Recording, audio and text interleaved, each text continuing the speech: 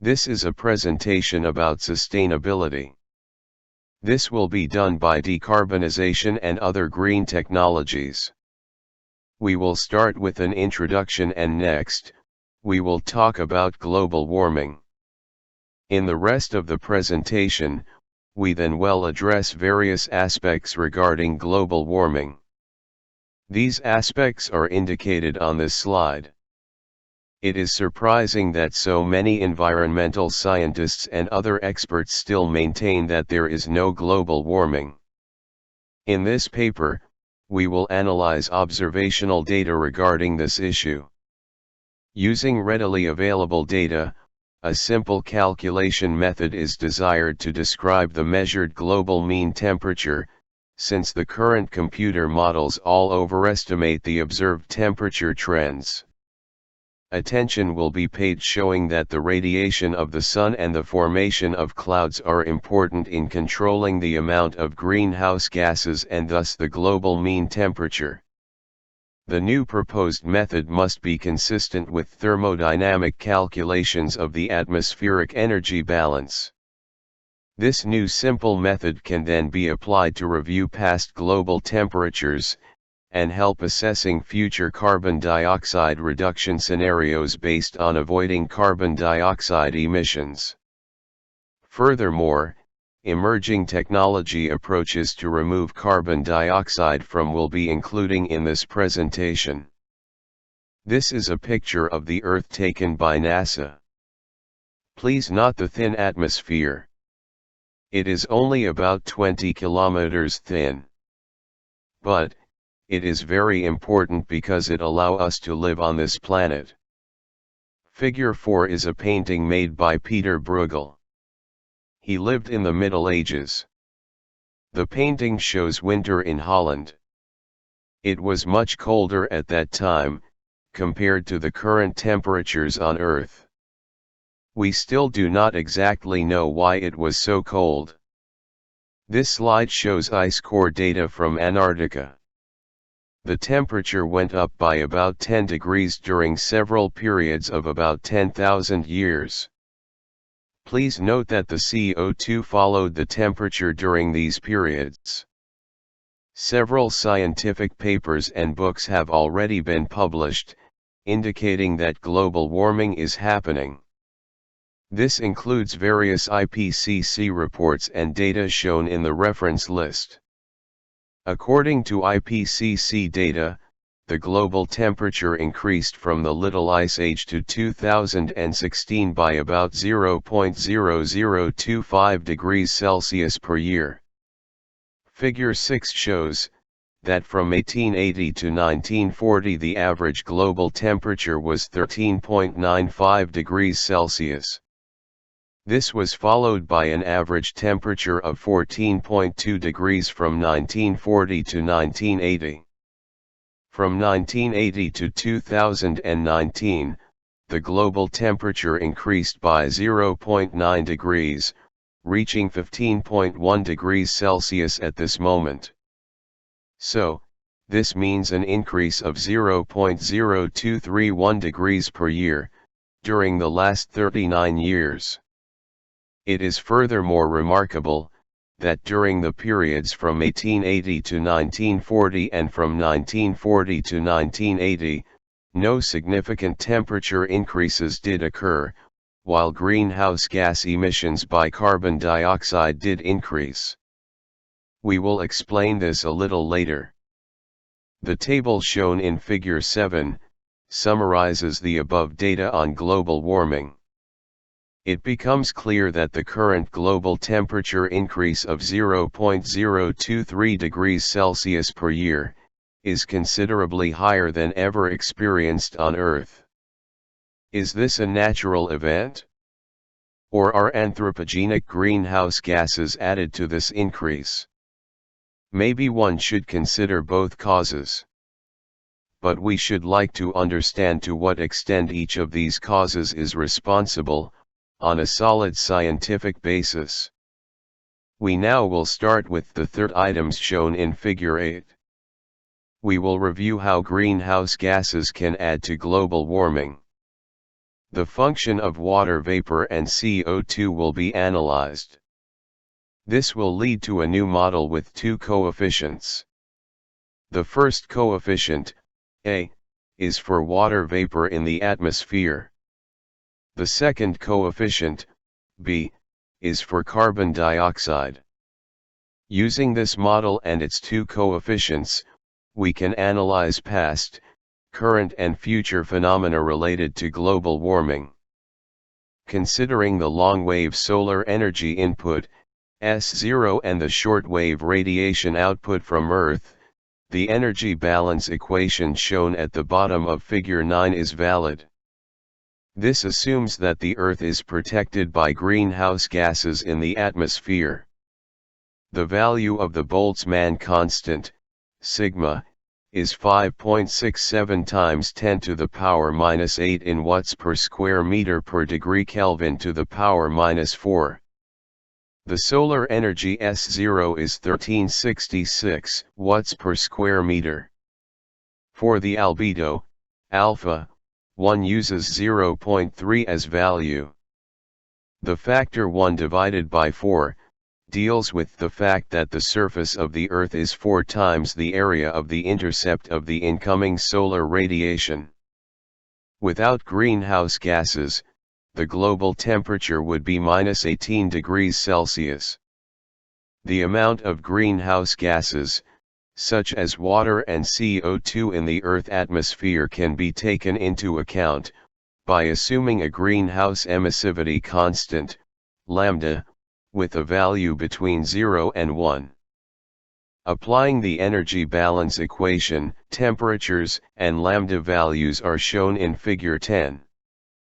We covered various times from about 1850 to 2020.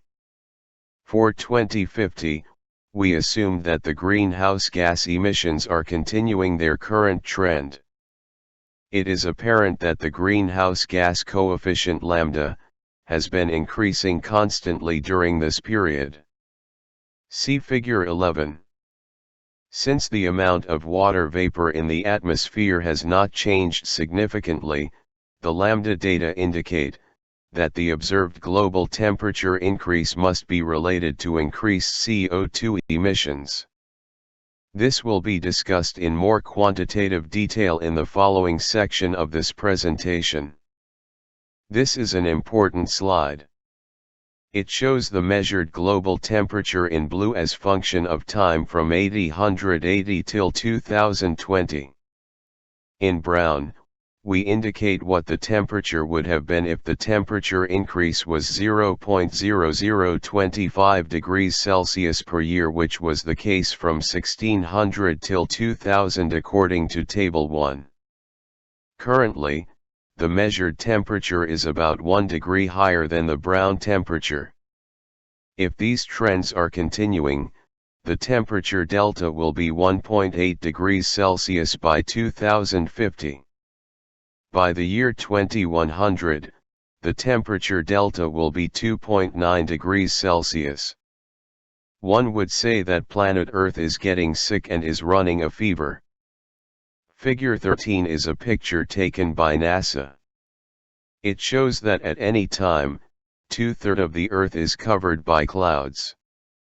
Clouds are created by evaporation of water from the Earth's oceans, seas, rivers, etc. The Earth's climate is therefore, by a large extent, controlled by the presence of clouds. Clouds create snow and rain. By measuring the Earth's precipitation, we can estimate how much water vapor there is in the atmosphere. We will come back to this a little bit later in this presentation.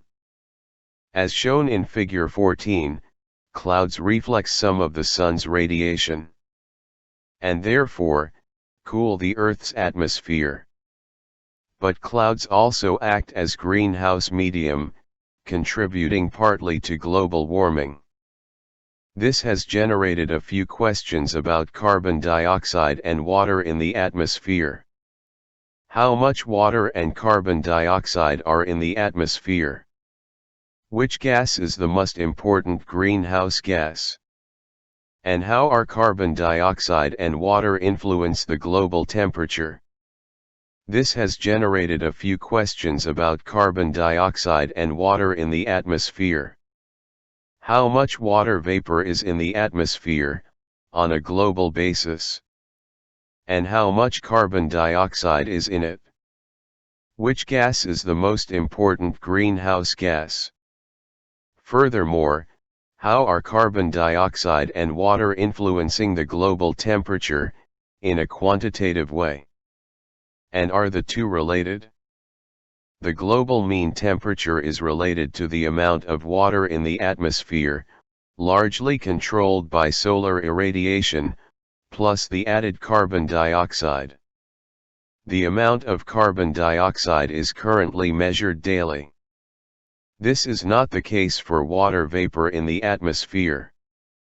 However, data from NASA covering global precipitation, in millimeters per day, from 1900 till 2000, are available.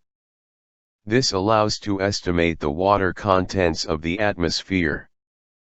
The residence of rain is known to be approximately 9 days and the Earth's surface area is 5.486 times 10 to the power 14, in square meters.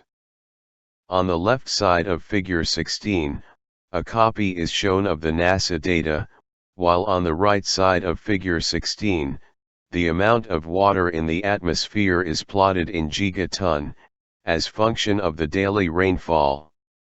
In figure 17, data on carbon dioxide are shown in parts per million. From 1980 till 2019, the carbon dioxide increased by 4.5 parts per million per year. During that period, the global mean temperature did also increase by 0.023 degrees Celsius per year. Does this indicate a direct relation, or should one also look at the water contribution to the observed temperature increase during that period? Figure 18 shows data of the Earth's atmosphere in 1970 and 2019, and the global mean temperature at those times. As indicated, the global mean temperature increase was 1.15 degrees Celsius during that period.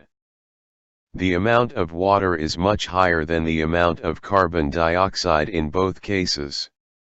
One wondered whether one could develop a simple holistic calculation approach that would correlate the global temperature using experimental water and carbon dioxide data. After various trial and error attempts, it appeared that one can calculate two coefficients, one for water, A, and one for carbon dioxide, B, according to the following equation. The global mean temperature in degrees Celsius is equal to coefficient, A, multiplied by the parts per million water, plus coefficient, B, multiplied by parts per million carbon dioxide. The equation is shown at the bottom of the slide. The calculation of the A and B coefficients is shown in figure 19, using the experimental data from figure 18. We have two values for the global mean temperature, at different values of water and carbon dioxide. We can therefore find the values of coefficient A and coefficient B. The calculated values for A and B are reported at the bottom of figure 19.